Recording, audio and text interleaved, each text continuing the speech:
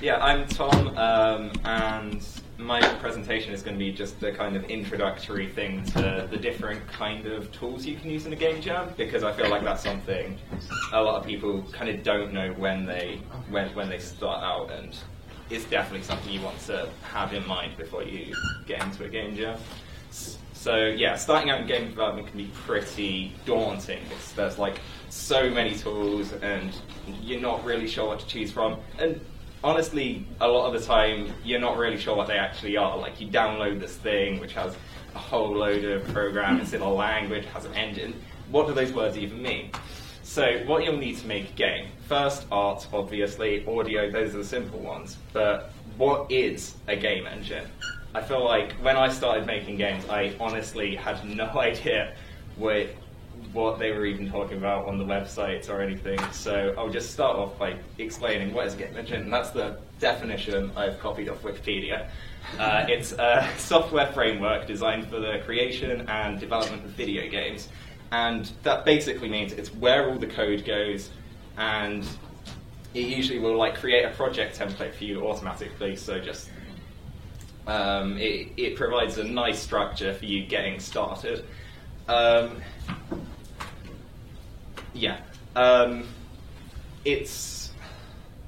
You could technically make a game in any language, like I'm assuming a lot of you will be computer science students. You'll be familiar with like languages like Java. You could make a game in Java, but if you've ever wondered why Minecraft runs so badly, that's why. And but like a game engine will be a framework that like layers on top of that language to kind of it'll layer on top of the language to like just make it a better environment for actually developing games. Game frameworks are your most basic kind of game engine. That's just a screenshot of a game I made in Hakespunk, just the code for it. And yeah, it will be pure code with no interface whatsoever apart from you typing in code. It will have like a little bit where you can run it, and it provides libraries and a basic structure. Now, a lot of you will know what libraries are, but just in case you don't, it's effectively the kind of thing where it's where you go import at the start of your code. So, for example, in Java, you'll like import like java.util or whatever math, and that will provide you with all the mathematical functions, like the absolute one, square root, I think is in there, factorial maybe, and it's basically the equivalent for a game engine, where it will provide you with loads and loads of functions, but rather than being to do with maths, they'll be to do with actual game development. So it'll give you things to do with sprites, like update function, which like is the way your game updates every frame, things like that. And each engine will have a different language, so you can get ones that run in mainly C#, C++, just C-based. I don't really know the relation between them, but basically almost all of them will be effectively the same thing as Java. So object-oriented programming languages, where if you're familiar with Java and you know how to use it, it won't take you too long to get used to these programming languages. They have the same kind of while loops. Maybe they'll like call variables in a different way. Maybe they won't use semicolons because they're actually good programming languages. But yeah. And yeah, generally you'll want to, if you're using this kind of base level code, you'll want to be making 2D games. 3D, there are just better tools for those, which I'll be coming to later. So yeah, an example of a programming language that you can do, a game engine you can do it in, is Hakespunk, which is, again, yeah, similar to Java, and it's kind of, Hax is a just less buggy version of Flash, less insecure version of Flash, or something. And yeah, so for this, I've got this this game that Ben made. Yeah, where is it? I know you ran away. Yeah, this game that Ben made called Bullet Hellions, and I've just got like an example code just so you can kind of see what it kind of looks like. So initially it will just have like all these project XML files, and you can open this up in, it's called Flash Develop, is the text editor you'll generally want to use this for, and so you'll like load in a project file and it'll have it all nice neat, like the screenshot of my source code I showed earlier. And yeah, it'll have these, it'll give you automatically this main function which just like, yeah, initializes the game and lets you actually run the code straight away. And you'll have all these different, so I don't know, there's a function for just like what the player is in this game, and so there's all these different things you input. Again, this is just calling variables, but with colons rather than how you do it in Java. And yeah, you have all of these different functions that just relate to different things in it. And yeah, as you can see, it's basically the same as Java, just you want to, it will be just like different functions to call based on the library, and there'll always be documentation for these libraries. So back to that. I have to use this because Firefox doesn't work or something. Yeah, that's me being Ben in his own game. Yeah, just yeah. So some other examples of games, game engines, Haxflixer, which is pretty similar to Haxbank, uses the same basic language. Hax Monogame, which I've been using a bit, again very similar. C#, it uses C# with, yeah, similar to Java, JavaScript, which, yeah, and Love. And yeah, there's just a few games that are made in, so Papers, Please is made in Hax, Axiom Verge, and that one's Towerfall, made in Monogame. Those are like proper commercial games. So while most people use this kind of framework for very simple game jam games, like you don't really see commercial games made with Haxpunk,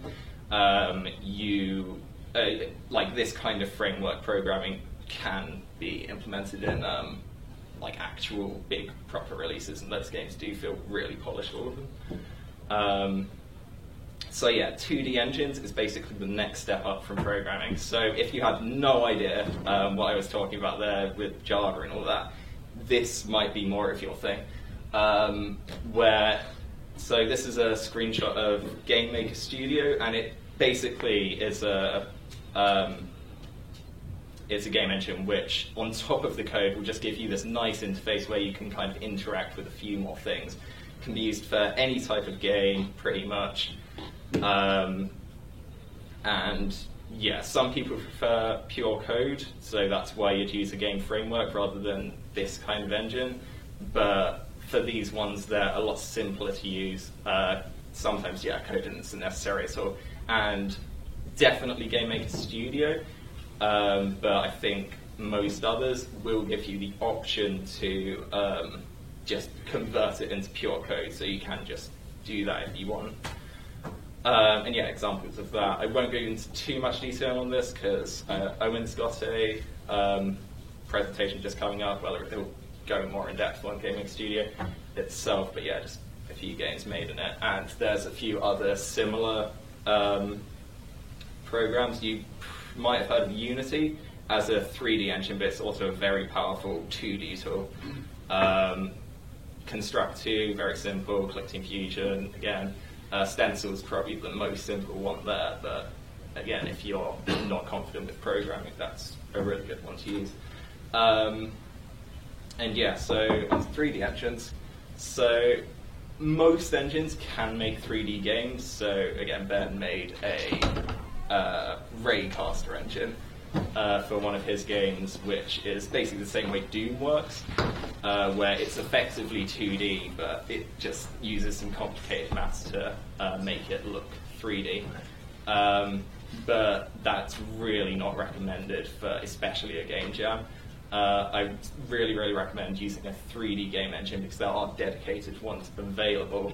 The main ones being Unity, CryEngine, and Unreal. But more than any others, I highly, highly recommend using Unity, especially for a game jam. Unreal and CryEngine are powerful engines, and they have been used in some really good games, really polished games, but for a short project and for like ease of use, Unity is just infinitely better. So in a game jam scenario, this is what you want to use. And yeah, it makes 3D game construction pretty easy. With like, it has an editor where you can kind of put in objects, put in like all the different parts and just move them around physically with a few different functions. And there's also a bunch of packages that you can basically import. So I made a game in an hour last game jam, and I'd spent the first half an hour trying to look up tutorials on like how to make just like a first-person controller. So like just WASD moves you and the mouse turns you around. Looking up tutorials for ages, couldn't work out what I was doing. Then I talked to one of my friends. Apparently you can just click import, click package, and there's first-person controller all ready for you to use. And that would be absolutely fine to use in a game jam scenario, and it makes the process so much simpler. And there are plenty of other packages like that. And for the kind of deeper level stuff, you want to be, it does have a lot of script, and you do need to program for those, and that would be in C# or JavaScript. It gives you the option, but again, both of those very similar to Java. And yeah, just a few games that are made in Unity, high-profile ones. So Hearthstone was actually made in Unity. I didn't know that until really recently, but Superhot and Firewatch, all really good games that just show the power of that tool. Yeah, and one other thing I want to mention, just in case anyone's really, so this is mainly for the people who don't really know what they're doing with programming at all. So these are genre-specific engines that are very, very simple to use. That's kind of the trade-off. But for some games, they can be like the absolute perfect tool.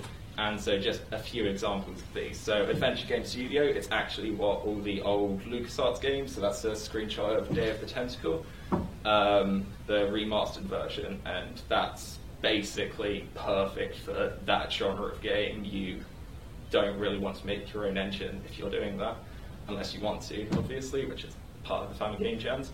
RPG Maker, which is top-down RPGs, but you can also make, that's a screenshot of To the Moon, which is kind of more of a walking simulator type game where there isn't really any battling or action, but it's just a story told in this format.